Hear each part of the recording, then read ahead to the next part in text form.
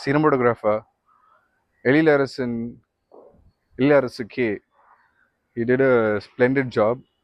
Like nature shots வந்து ரொம்ப பியூட்டிஃபுல்லாக இருந்தது. லைக் சில ஷார்ட்ஸில் ரொம்ப என்ஜாயபிளாக இருந்துச்சு படத்தில், லைக் ஸ்க்ரீனில் பார்க்கும்போது. அதில் one of the shorts which I truly enjoyed was, ஒரு நல்ல ஃபீல் கொடுத்தது என்னென்னா, அந்த 2 ஃபீல்டுக்கு நடுவில் வாட்டர் போய்கிட்டு இருக்கும்.